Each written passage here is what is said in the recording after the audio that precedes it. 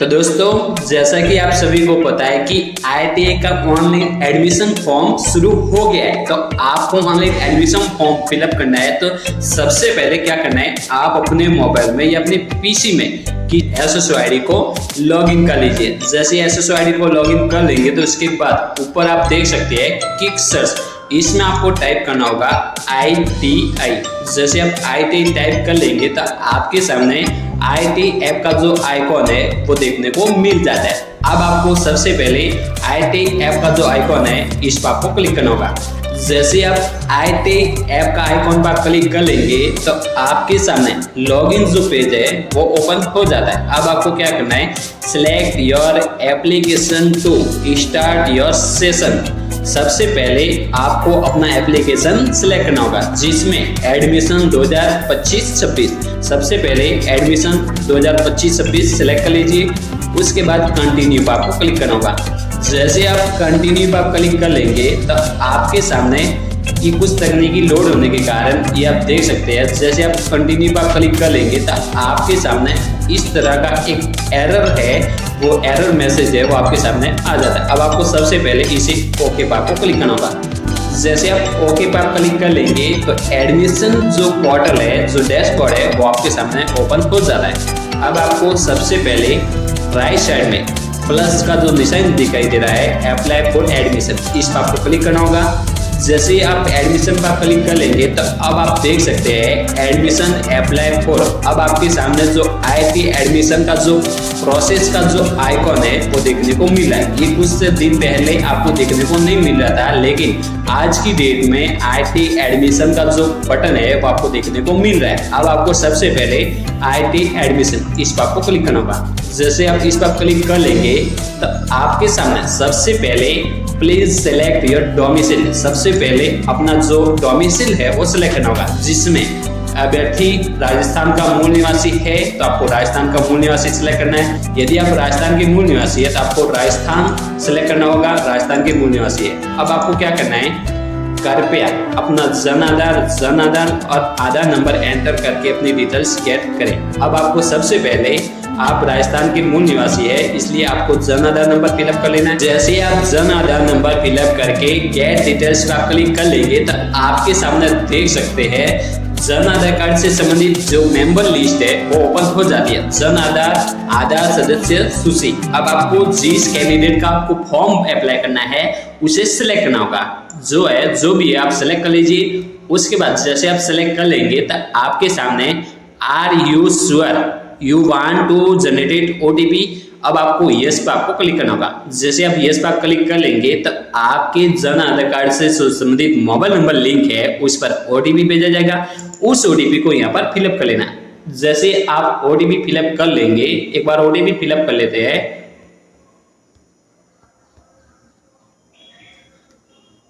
जैसे आप OTP fill up करके वेरीफाई OTP पर आप क्लिक कर लेंगे तो आपके सामने जैसे आप OTP वेरीफाई कर लेंगे तो अब आपके सामने IITA का जो ऑनलाइन एडमिशन फॉर्म है वो ओपन हो जाता है, जिसमें आप देख सकते हैं आवेदक का नाम चेक कर लीजिए, पिताजी का नाम चेक कर लीजिए, माताजी का नाम चेक कर लीजिए, लिंक चेक कर लीजिए, जन्म तिथि चेक कर लीजिए, ईमेल एड्रेस यदि ब्लैंक है तो फिलअप कर लीजिए। उसके बाद मोबाइल नंबर चेक कर लीजिए, कैटेगरी सिलेक्ट कर लीजिए। जो भी आप कैटेगरी सिलेक्ट कर लेंगे तो उसके जो टोकन नंबर है वो यहाँ पर फिलअप कर लीजिए। कोड जो कैटेगरी सर्टिफिकेट जारी दिनांक है वो यहाँ पर फिलअप कर लीजिए। उसके बाद अपर ID जो है आपको फिलअप करनी जरूरी नहीं है, यानी कि जिस पर स्टार मार्क लगा हुआ है वो यहाँ पर फिलअप करना जरूरी है। अपर ID के ऊपर स्टार मार्क नहीं है, इसलिए आप खाली भी छोड़ सकते हैं। अब आपको क्या करना है, सबमिट, इस पर आपको क्लिक करना होगा। जैसे आप सबमिट पर आप क्लिक कर लेंगे तो अब आपके सामने देख सकते हैं कृपया सभी विवरण आवेदक के दस्तावेजों के अनुसार भरे, क्योंकि इन्हें बाद में बदला नहीं जा सकता। तारांकित के जो स्टार मार्क है वो भरना अनिवार्य है, जिसके ऊपर स्टार मार्क लगा हुआ है वो भरना जरूरी है। अब आपको क्या करना है, आवेदक का नाम इंग्लिश में आ गया है, आवेदक का नाम हिंदी में फिलअप कर लीजिए। पिताजी का नाम इंग्लिश में आ गया है, हिंदी में फिलअप कर लीजिए। माताजी का नाम हिंदी में फिलअप कर लीजिए। उसके बाद आपका जो बेसिक डिटेल्स है, जिसमें सबसे पहले आपका आइडेंटिटी प्रूफ सेलेक्ट कर लीजिए। आइडेंटिटी प्रूफ में आपको आधार नंबर सेलेक्ट करना होगा। उसके बाद आधार नंबर यहाँ फिलअप कर लीजिए। जो भी आपकी वैवाहिक स्थिति है वो सिलेक्ट कर लीजिए। राष्ट्रीयता जो नेशनलिटी है वो सिलेक्ट कर लीजिए। उसके बाद धर्म सिलेक्ट कर लीजिए। अल्पसंख्यक है तो यस करना है, नहीं तो नो। आवेदक की अपर आईडी आपको पढ़नी जरूरी नहीं है। जिसके ऊपर स्टार लगा हुआ है वो पढ़ना जरूरी है, यानी कि इसके ऊपर स्टार नहीं है इसलिए आपको पढ़ना जरूरी नहीं है। अब आपको क्या करना है, आय का विवरण, यहाँ पर माता पिता की आय आपको सिलेक्ट करनी है। जो भी आय है उसे सेलेक्ट कर लीजिए। उसके बाद यानी कि माता पिता की आय 8 लाख से कम है तो लेस देन 8 लाख इसको सेलेक्ट करना होगा। यदि उसके ऊपर है तो आपको up to greater than 8 lakh इसको सेलेक्ट करना होगा। अब आपकी कैटेगरी प्रमाण पत्र से संबंधित जो जानकारी है वो आप देख सकते हैं। श्रेणी ओबीसी, जो भी आपने कैटेगरी सेलेक्ट किया है, अब श्रेणी बी, इसमें आप देख सकते हैं आपके ये लागू होता है तो आपको सेलेक्ट करना है, जिसमें सैनिक आश्रित कैटेगरी बी। श्रेणी सी में आप यदि हैंडीकैपेड है तो आपको सिलेक्ट करना है, नहीं है तो नो, यानी कि विकलांगता यदि है तो आपको श्रेणी सी में सिलेक्ट करना है। उसके बाद आपको सेव एंड नेक्स्ट पर आपको क्लिक करना होगा। आप सेव एंड नेक्स्ट पर आप क्लिक कर लेंगे तो अब आपके सामने option form for trades not, अभ्यर्थी ऑप्शन 4 में ज्यादा से ज्यादा ऑप्शंस पढ़ने का प्रयास करें जिससे आपका प्रवेश सुनिश्चित हो सके। अब आपको क्या करना है, सबसे पहले अपना डिस्ट्रिक्ट सेलेक्ट लीजिए। डिस्ट्रिक्ट सेलेक्ट करने के बाद आईटीआई का प्रकार, यानी कि आप गवर्नमेंट आईटीआई में एडमिशन लेना चाहते हैं या प्राइवेट कॉलेज में एडमिशन लेना चाहते हैं वो सेलेक्ट कर लीजिए। उसके बाद व्यवसाय का स्तर सुने, आपको किस क्लास के अकॉर्डिंग आपको एडमिशन लेना है, यानी कि 8वीं पास के अकॉर्डिंग या 10वीं पास के अकॉर्डिंग, जितने भी पास है वो सेलेक्ट कर लीजिए। उसके बाद आईटीआई का नाम फिलअप कर लेना है। यहाँ पर आपको जो भी आपके डिस्ट्रिक्ट में जो भी कॉलेज है, जो भी आपकी आईटीआई से संबंधित कॉलेज है उसे सेलेक्ट कर लेना, ठीक है। उसके बाद आपका व्यवसाय का नाम, जिस व्यवसाय में आपको एडमिशन लेना है, इलेक्ट्रिशियन में लेना है या मैकेनिकल डीजल में लेना है, जो भी लेना है उसे सेलेक्ट कर लीजिए। उसके बाद ऐड चॉइस, इस पर आपको क्लिक करना होगा। जैसे आपका सेव सक्सेसफुली हो जाता है ट्रेड, उसके बाद वापस आपको अन्य कॉलेज में यदि लेना है तो उसे सेलेक्ट कर लीजिए, जो भी है उसे सेलेक्ट कर लीजिए। सेलेक्ट करने के बाद आपको सेव एड चॉइस, इस पर आपको क्लिक करना होगा। जितने भी आप कॉलेज पढ़ना चाहते हैं वो भर सकते हैं। उसके बाद क्या करना है, सेव एंड नेक्स्ट पर आपको क्लिक करना होगा।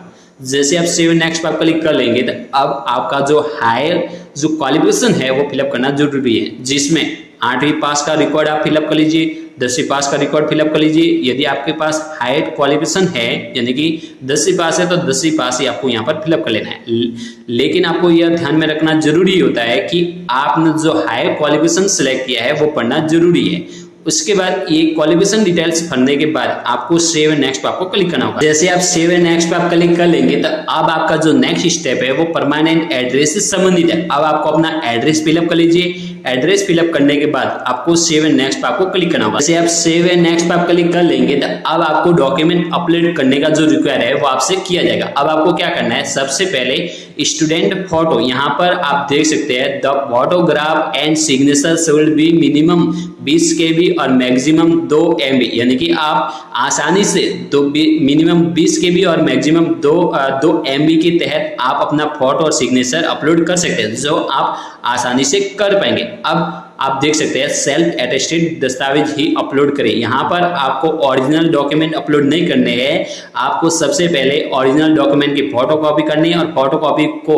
सेल्फ अटेस्टेड करके ही अपलोड करनी है, जिसमें आप देख सकते हैं आधार कार्ड हो गया, 10वीं की मार्कशीट हो गई, मार्कशीट 8वीं की मार्कशीट हो गई। यदि आपके नाम या उपनाम में कोई अंतर है तो आपको शपथ पत्र आपको स्कैन करना है, लेकिन ये जरूरी नहीं है। 10वीं 8वीं और आधार कार्ड की कॉपी अपलोड करके और उसके साथ में ओबीसी प्रमाण पत्र की जो प्रति है वो भी आपको अपलोड करनी है। ये सब अपलोड करने के बाद आपको सेव एंड नेक्स्ट पर आपको क्लिक करना होगा। जैसे आप सेव एंड नेक्स्ट पर आप क्लिक कर लेंगे तो आपके फॉर्म का जो प्रीव्यू है वो आपके सामने ओपन हो जाता है। अब आपको सबसे पहले फॉर्म का प्रीव्यू चेक कर लीजिए। यदि उसमें किसी भी प्रकार की प्रॉब्लम है तो उसको सबमिट करने से पहले सुधार लीजिए। अब मान लीजिए कि आपके फॉर्म में कोई किसी भी प्रकार की गड़बड़ी नहीं है, तो उसके बाद आपको राइट क्लिक करके सबमिट एंड मेक पेमेंट पर आपको क्लिक करना होगा। जैसे आप सबमिट पर क्लिक कर लेंगे और पेमेंट कर लेंगे तो आपका जो फॉर्म है IIT एडमिशन फॉर्म है वो सक्सेसफुली सबमिट हो जाएगा। तो दोस्तों इस तरह आप अपने मोबाइल से या अपने PC से घर बैठे IIT का ऑनलाइन एडमिशन फॉर्म फिलअप कर पाएंगे। तो please like and subscribe my YouTube channel. जय हिंद, जय भारत।